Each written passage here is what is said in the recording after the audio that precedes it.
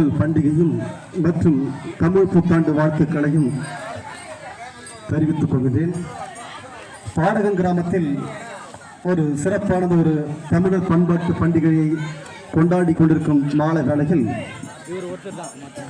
பாரதிராசன் நகரில் ஒரு சிறப்பான ஒரு நிகழ்ச்சி நடந்து கொண்டிருக்கிறது. இந்த நிகழ்ச்சியை ஏற்பாடு செய்திருக்கின்ற தம்பி பரணிக்குமார் மற்றும் கருணாகரன், சக்திவேல் போன்ற பல்வேறு இளைஞர்களின் உழைப்பு இருக்கிறது.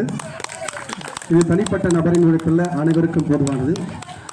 ஒரு கிராமத்தில் பண்பாட்டு ரீதியாக இந்த தமிழர்களை ஒருங்கிணைக்கின்ற வகையாக இந்த நிகழ்ச்சி நடந்து கொண்டிருக்கிறது. ஆனாலும் ஒரே செய்தியை மட்டும் செய்து சொல்லி முடிக்கின்றேன். எல்லா ஒரு நிமிஷம் இந்த பக்கம் கவனிங்க.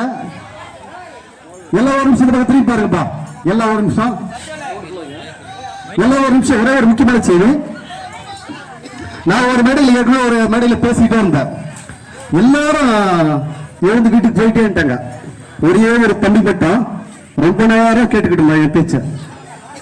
அந்த தம்பிக்காக ஒரு மணி நேரம் சேர்த்து பேசணும்.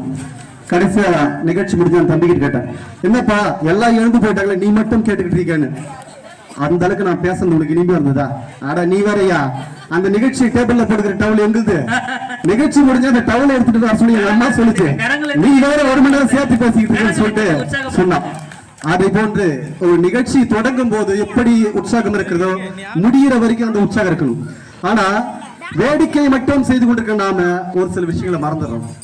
ஏன்னா உண்மையிலே ஒரு பெரிய ஒரு மகிழ்ச்சி, ஒரு பெண் படித்து முதல் மதிப்பெண் பெற்று இங்க ஒரு பரிசை வாங்குகிறார் என்றால் மிகப்பெரிய அவருடைய உழைப்பு இருக்கிறது. அவருடைய உழைப்புக்கு பின்னால் அவரை பெற்ற ஒரு உழைப்பு இருக்குது. ஆனால் இன்னொரு வரலாற்று விஷயத்தை நீங்க செய்து புரிந்து கொள்ள வேண்டும். பெண்கள் படிக்கவே கூடாது என்று இந்த சமூகத்தில் மிகப்பெரிய ஒரு புரட்சி 1848 மகாராஷ்டிரில் பூனா நகரில் ஜோதிரபுலு அவர்கள், அவருடைய மனைவி சாவித்ரி புலு அவர்கள், 2 பேர் இருந்தாங்க. இந்த ஒரு நிமிஷ கதையை மட்டும் தெளிவாக கேட்டுங்க.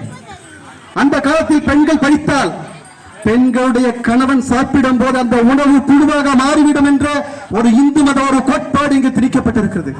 பெண்கள் படிக்கவே கூடாது என்ற ஒரு கோட்பாட்டை விதித்த காலத்தில் ஜோதிரபுலு அவர்கள் தன் மனைவியை படிக்க வைத்து அவரை ஒரு ஆசிரியராக ஆக்கி அவரை பாடத்தை சொல்லித்தர ஒரு வழியை காட்டுகிறார்கள். ஆனால் பெண்கள் படிக்க கூடாது என்று எதிர்த்து கொண்ட ஒரு கூட்டம், பார்ப்பன கூட்டம், சாதி சடங்குகளை கடைபிடிக்க வேண்டிய கூட்டம், அந்த சாவித்ரிபாய் புலோவல் பாடம் நடத்துவதற்காக பள்ளிக்கு செல்லும் போது வழியில் சேற்றை வாரி இறைத்தார்கள், கற்களை கொண்டு வீசினார்கள், சாணியை கொண்டு எறிந்தார்கள். பெண்கள் படித்து விட்டால் உலகம் அழிந்துவிடும், பாவம் என்று சொன்னார்கள். உடனே தன் கணவருக்கு கடிதம் எழுதுகிறார், நான் பள்ளியில் போகும்போது இவ்வாறான இழிவான வேலைகளை செய்கிறார்கள். ஜோதிரபுலு அவர் சொன்னார், கொஞ்சமும் வருத்தப்படாமல், நீ தினமும் பள்ளிக்கு செல்லும் போது 2 சேலைகளை எடுத்துக்கொண்டு பழைய சேலைகளை நீ வெளியில் கட்டி கொண்டு போ. பள்ளிக்கு சென்றதும் புதிய சேலையை கட்டிக்கொண்டு பாடத்தை நடத்து, முடிந்துவிட்டு பழைய சேலையை கட்டி கொண்டு வா என்று. எப்படிப்பட்ட புரட்சி 1848 மகாராஷ்டிரா மாநிலத்தில் விதைத்த புரட்சிதான் இன்று பாடகத்தில் ஒரு பெண்ணால் படிக்க முதல் மதிப்பெண் பெற்று பரிசு வாங்குகின்ற பல்வேறு புரட்சியாளர்கள் உழைப்பு இருக்கிறது. இது சாதாரணமான உழைப்பு இல்ல. ஏன் இந்த விஷயத்தை நான் சொல்றேன்னா, கல்வியில் இங்க பல்வேறு பேர் திருக்குறள் பசங்க சொன்னாங்க.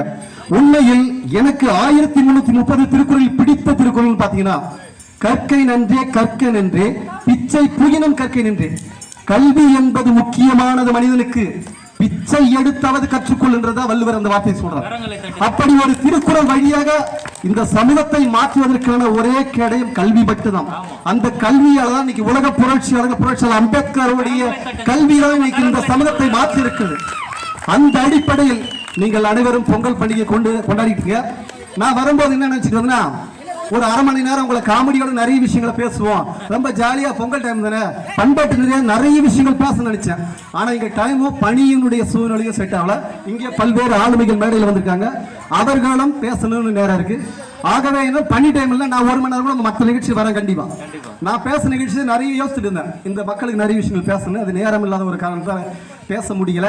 இருந்தாலும் இப்படி ஒரு நிகழ்ச்சி குறுகிய நேரத்தில் ஏற்பாடு செய்த இந்த நிகழ்ச்சி ஒருங்கிணைப்பா தம்பிகள் அனைவருக்கும் மற்ற இந்த நிகழ்ச்சியில் கலந்து கொண்ட ஊர் பொதுமக்களுக்கும் நிகழ்ச்சியினுடைய வருகை தந்திருக்க ஆளுமைகளுக்கும் ஜேபின் கலந்த மாலை வணக்கத்தையும் தமிழ் புத்தாண்டு வாழ்த்துக்களையும் பொங்கல் வாழ்த்துக்களையும் தெரிவித்து விடைபெறுகிறேன். நன்றி, வணக்கம்.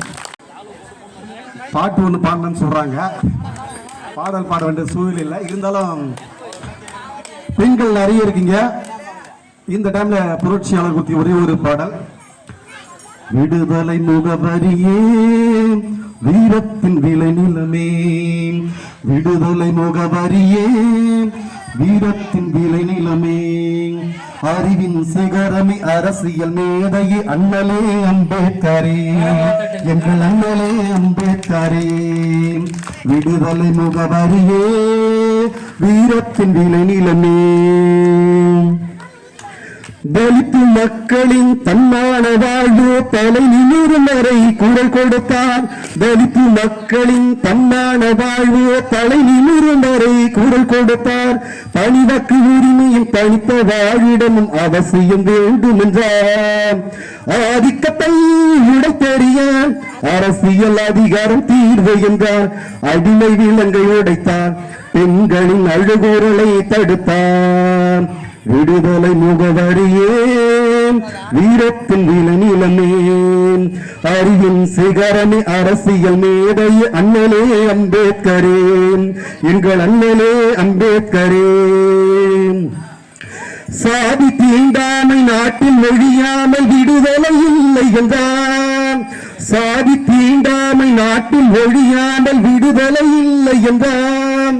சாதியை ஒழித்து சமத்துவம் படைக்கும் பௌத்தம் தழுவி நின்றான். இந்து சமூகத்தின் கோட்டை மீத இடைவிடாமலே தாக்க சொன்னார்.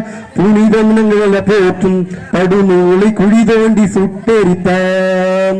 விடுதலை முகவரியே வீரத்தின் விளை நிலமே, அறிவின் சிகரமே அரசியல் மேதைய அண்ணலே அம்பேத்கரே, எங்கள் அண்ணலே அம்பேத்கரே, விடுதலை முகவரியே வீரத்தின் விளை நிலமே. நன்றி.